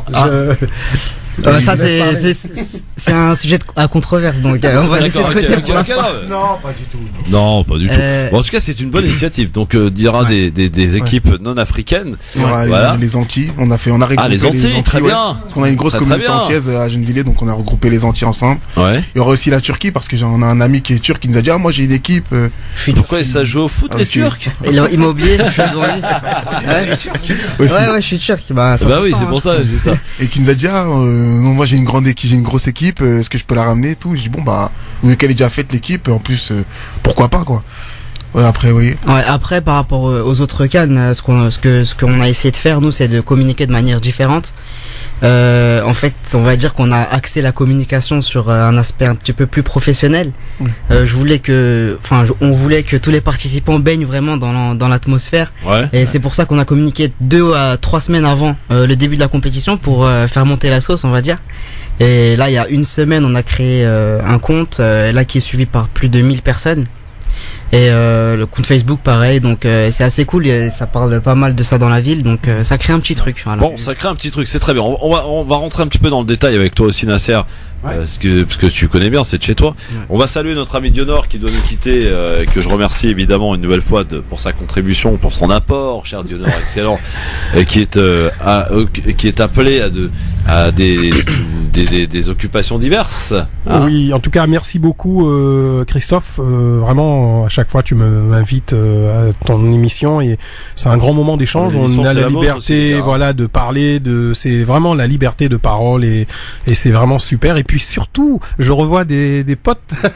C'est ça. Ça fait longtemps qu'on s'était pas revus, donc et puis je salue cette initiative. Moi, j'essaierai de passer dimanche avec les miens. On va voir un peu comment ça tape dans le ballon. Quoi, toi? Je sais pas, les meilleurs. le jeu. Moi, j'aime bien la qualité du jeu quand c'est collectif, quand ça joue intelligemment. J'aime bien ça. Pourquoi le fait voir les gamins rigoler, s'éclater? À Villetaneuse, y a pas. Chut, il fallait pas le dire. J'y réfléchissais. Bah ouais. Voilà. On va essayer de voir. Allez, Dionor, au boulot. On organise ça très vite. On en parlera peut-être. Merci beaucoup. La semaine pro éventuellement. Merci mon Dionor. À bientôt. Dans un instant, messieurs, on continue de parler de cette belle opération, cette belle initiative qui commencera donc à dimanche à Gennevilliers, qui a déjà débuté dans pas mal de quartiers. En tout cas, ça suscite un engouement et nous, on préfère se voir ce type d'image, voir des jeunes jouer au foot, c'est beaucoup mieux.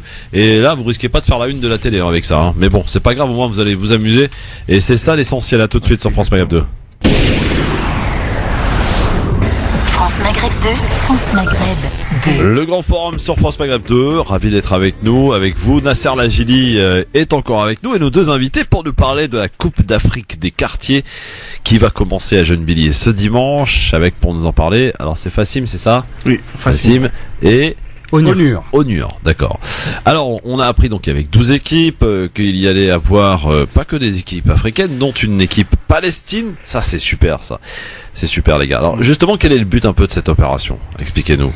Le but premier, c'est vraiment de créer de l'unité dans la ville, parce que en fait, Gennevilliers, c'est une ville où il y a pas mal de tensions en toile de fond, qui sont pas réellement visibles mais qui existent et depuis quelques années. Et là, l'objectif, c'était de créer un événement qui va rassembler une grande majorité de la population et sur fond de football, de fêtes, etc. Très bien. Est-ce qu'il y a par exemple la municipalité de Gennevilliers qui vous a aidé, qui vous a encouragé ou qui a complètement occulté le truc? Ça nous a été proposé. Après, on n'a pas donné suite à l'offre. Parce que vous vouliez que ça soit pas récupéré politiquement ou il y avait de ça, et aussi parce que je pense qu'on avait assez les moyens de le faire nous-mêmes, donc voilà, on a essayé de se débrouiller, quoi, on va dire. Alors donc ça commence dimanche, ça va durer combien de temps? Ça va durer 2 semaines exactement. 2 semaines, d'accord. Donc vous avez établi c'est un tournoi en fait, un grand tournoi de foot. Il va y avoir des matchs tous les jours. À peu près tous les jours, oui, parce qu'on doit aussi s'adapter par rapport au planning pour les terrains, mais ça sera à peu près tous les jours, oui. Et ce sera bien une équipe de 11? Non. C'est des équipes de 8, ouais. Des équipes de 8, d'accord, ok. Et est-ce que vous-même vous allez participer, jouer? Oui, moi je vais jouer avec l'équipe de Côte d'Ivoire. Côte d'Ivoire. On va espérer gagner. Les Ivoiriens, ils sont bons. Ouais. Et les coutures, ils sont là aussi? Ils sont là, hein. Ouais. Franchement, ils sont là. On a un petit statut de petit poussé pour l'instant, mais c'est qu'un leurre. Hein. Quels sont les favoris de cette compétition? On parle beaucoup du Mali. Ouais, qui apparemment... Qui a remporté une Coupe d'Afrique des quartiers, je sais plus où, là, il y a pas longtemps. Ouais, j'étais pas au courant. Ouais, si, je sais plus dans quelle ville, mais... Je crois même moi, mais j'en ai entendu parler, non? Je crois que c'était Évry, t'as raison. Je crois que c'était Évry. On va tenter. Je sais qu'à Créteil, c'était le Maroc. À Villeneuve, c'est le Maroc. À Villeneuve, la finale, c'est ce soir à Villeneuve-la-Garenne. Et c'est quoi la finale? C'est Maroc. Sénégal. Ouais. Ah, ils sont là, les Marocains. Ils sont là. Mais il faut voir l'ambiance. Hein. Ce qui est bien, et ce que j'ai beaucoup apprécié dans ces quartiers, c'est qu'ils ont mis une ambiance de fou. Comme si qu'on était dans un vrai stade. Ouais, exactement. Et c'est ce qui donne l'engouement des jeunes qui sont sur le terrain, qui vont tout faire pour se donner à fond, pour jouer correctement. Mais je voudrais aussi passer un message, parce que je pense que c'est aussi important. Je pense que ces jeunes, faut qu'ils comprennent aussi que c'est le plaisir de jouer. Non pas le plaisir de gagner quelque chose, mais le plaisir de se retrouver tous ensemble, de faire un vrai match, de faire des vrais matchs et prendre du plaisir en jouant sur les terrains. Et moi personnellement, je voulais tout simplement féliciter les organisateurs de tout ça, parce que quand on regarde bien la page Facebook de cette Coupe d'Afrique à Gennevilliers, la communication est super bien faite. Donc on a l'impression que c'est un truc vraiment officiel, super bien organisé, et par respect pour ces gens-là, essayer de faire en sorte que cette Coupe d'Afrique soit bien réussie. C'est clair. Et ça commence donc dimanche avec, c'est quoi le premier match d'ouverture? Le match d'ouverture, ce sera Mauritanie contre les Antilles. Ah oui, pas mal aussi, ça va être bien. Et après il y aura aussi un petit choc Maroc-Tunisie, donc ça sera très chaud. Ouais. D'ailleurs on a créé une affiche spécialement pour ça. C'est le choc de la journée un peu. Ouais. Mais c'est vrai que quand on regarde les joueurs, ceux qui habitent à Gennevilliers et qui s'intéressent au foot, on voit qu'il y a énormément de très bons joueurs dans les équipes. Il y a aussi des joueurs professionnels qui vont participer au tournoi. Donc. Et vous avez prévu, je suppose, en matière de sécurité, en cas de débordement, en cas de ceci, vous avez prévu des choses? Disons qu'on a un peu prévu des grands frères, entre guillemets, qu'on leur a demandé de nous aider, d'apaiser tout le monde. On a pris un peu des grands de chaque quartier, des grands respectants. On a mis à peu près dans chaque équipe des grands qui seront là pour gérer, apaiser les tensions, et c'est voilà. Et on les remercie d'ailleurs aussi. C'est de responsabiliser en fait vraiment chaque participant. Voilà, exactement. Et qu'ils se prennent en main eux-mêmes en fait, qu'on n'ait pas besoin à chaque fois de les, on va dire entre guillemets, faire la police avec eux pour qu'ils sachent se tenir, quoi. Oui, en tout cas, c'est vrai que Nasser Lajili, c'est quand même un vecteur important, le football. Et ça permet justement d'unir des gens qui qui n'ont pas, je vais pas dire qu'ils se connaissent pas, parce qu'ils se connaissent tous, mais qui n'ont pas peut-être de lien ou qui ne discuteraient pas ensemble. Là, le foot, ça permet aussi de jouer, quoi, et de rassembler. Absolument. C'est le but, je crois d'ailleurs de votre opération. C'est le but premier. Il y a rien à gagner. Je crois qu'il y a même pas une médaille au chocolat au final. Donc, faut vraiment pas que ça parte dans un délire de entre guillemets rivalité, concurrence. Il y aura des arbitres. Ouais, on a des arbitres officiels. Et les arbitres officiels. Les arbitres, c'est qu'ils se sont proposés eux-mêmes pour la plupart, donc ça nous fait. Exactement. Ça prouve que voilà. Mais ça n'a pas été dur à convaincre de former les équipes. Ah non, honnêtement, je crois qu'ils ont eu plus d'équipes que ce qu'ils pensaient. Donc là, ils sont à 12 équipes et heureusement qu'ils ont arrêté les inscriptions parce que sinon, ils se retrouvaient à je sais pas combien. On a dû refuser pas mal d'équipes. On a dû refuser pas mal d'équipes quand ils ont vu l'ampleur que ça prenait en fait. Et il y a même des équipes qui ont été changées, par exemple, parce que je prends l'exemple de l'Algérie et du Maroc. Il y a des grosses communautés dans la ville. Choisir 12 joueurs, c'est très difficile, donc forcément ça a créé des petites tensions et voilà quoi. Mais ça c'est bien ce qu'il dit parce que il faut expliquer aussi qu'il y a eu des sélections, donc ils ont organisé des matchs, si j'ai bien compris, pour certaines équipes pour prendre les on va dire repérer et voilà comme le Congo par exemple pour qu'ils représentent le pays. Ouais, exactement. J'ai bien compris. Exactement. Non mais c'est bien. Donc il y a eu des matchs entre eux pour voir qui était apte à représenter le pays. Est-ce que vous savez qu'il y a des professionnels du monde du foot qui circulent dans ce genre de compétition pour aller repérer la petite pépite de demain? Ah mais je souhaiterais. Donc pourquoi pas vers Gennevilliers. Tous les bienvenus à Gennevilliers, franchement vous ne serez pas déçus. Notamment avec la Côte d'Ivoire. Ah oui, parce que j'ai recruté quelques petites, faut pas le dire fort parce que je sais que nos ennemis nous regardent, mais j'ai recruté quelques petites pépites et. Alors, il y a des adversaires. Est-ce que vous jouez le jeu, c'est-à-dire qu'il y a des sélectionneurs de chaque équipe, il y a l'entraîneur. Ouais, exactement. Là, en ce moment, on va dire que c'est la semaine de préparation où sur les terrains de Gennevilliers, vous pouvez avoir les différentes sélections avec le sélectionneur qui donne ses consignes, les gars en cercle autour de lui. C'est vraiment un aspect un petit peu professionnel. Non, mais il y a un engouement qui a été mis en place. Tu joues quel poste, Passim? Moi, je joue attaquant, moi. Attaquant. D'accord. Bon j'espère que tu vas marquer des buts. J'espère aussi. Mais même au mur, il se cache bien, il cache bien son jeu. Je suis un bon remplaçant droit. Ah ouais. Bon. En tout cas, vraiment bravo pour cette initiative et que pourquoi pas, en se servant de ce qui va se passer le 21 juin, c'était à la Coupe d'Afrique, renouveler ce type d'opération. Franchement, ça a eu un tel succès que vraiment c'est à penser à éventuellement faire, je sais pas, à une période précise de l'année. Pour resserrer les liens, créer des liens et justement pour entretenir ce vivre ensemble. Et c'est une idée que je vous donne, après peut-être vous en ferez ce que vous voulez, mais que chaque commune, tous ceux qui ont gagné la Coupe d'Afrique dans les communes se rencontrent l'année prochaine pour faire en sorte que ça soit une Coupe d'Afrique. Voilà. Mais comment ça se passe si par exemple s'il y a deux équipes du Maroc, tu leur fais un match entre les deux et tu prends le meilleur. C'est tout. Bon, très bien. C'est bien vu. Franchement, ça serait pas mal, c'est vrai. Ça serait génial. À réfléchir. À réfléchir. Bon, en tout cas, on voit que cette jeunesse elle s'active, elle s'organise et ça c'est bravo. Vraiment on est alors, vous savez, il y a quand même les détracteurs qui ont quand même osé parler de communautarisme, qualifiant cette opération de communautarisme. En fait, à chaque fois que la jeunesse s'organise dans ce pays, elle est communautariste. Absolument. Exactement. Alors que je vois pas comment on peut parler de communautarisme à partir du moment où il y a plusieurs nations qui sont représentées. Mais ils vont te dire, il n'y a pas la France. Ah, d'accord, mais là, en l'occurrence, c'est un événement ponctuel qui se passe dans, on va dire, le monde réel, entre guillemets, et qu'on a voulu reproduire, mais on aurait pu tout aussi bien reproduire l'Euro ou bien. Et d'ailleurs, personne leur a interdit de faire une équipe de France. Oui, non, donc voilà, c'est aussi ça. Exactement, c'était ouvert à toute proposition. Au départ, l'équipe des Antilles, c'était équipe France les Antilles. Et après, vu que mon ami, lui, quand il a fait l'équipe, il a pris que ses camarades à lui entiers. Ça a fait que c'est devenu voilà. Bon, en tout cas, bravo les gars, merci d'être venus nous en parler, de nous présenter cette compétition. Donc ça commence à quelle heure dimanche? À quelle heure? 18h, mais cérémonie d'ouverture à partir de 17h. Ah, il y a la cérémonie d'ouverture et tout. On a fait les choses en grand. Vous avez fait les choses bien les gars. Ça se passe où? À l'endroit peut-être? À Gennevilliers, au parc des Cévines. Exactement, oui. Et la page Facebook, allez, balancez les gars. Gennevilliers, Cannes Gennevilliers 2019. Cannes Gennevilliers 2019. Ouais, franchement, je vous conseille d'aller vraiment visiter la page parce que vous allez beaucoup rigoler, même si ça vous intéresse. Et ça peut donner des idées aussi à ceux qui nous écoutent en province, je sais pas moi, Dijon, exactement. Marseille, partout d'ailleurs en France évidemment, pour organiser ce type de compétition qui a bien marché en région parisienne. Merci beaucoup messieurs et bonne chance. Merci à vous aussi. Et vous reviendrez nous donner les vainqueurs, hein. Pas de souci. Bon, avec plaisir. Merci mon Nasser, tu vas bien t'éclater toi, hein. Ouais, bon, on va prendre du plaisir. Merci Nasser pour l'invitation et merci à France Maghreb aussi pour l'invitation. Avec plaisir les gars, merci beaucoup. Salut Nasser, à bientôt. Salut Christophe, ciao. Bon début de soirée, merci de rester avec nous sur France Maghreb 2 dans un instant. Medjed pour l'heure 18h01. France Maghreb 2. France Maghreb 2. Pour ensoleiller et accompagner vos journées et vos nuits.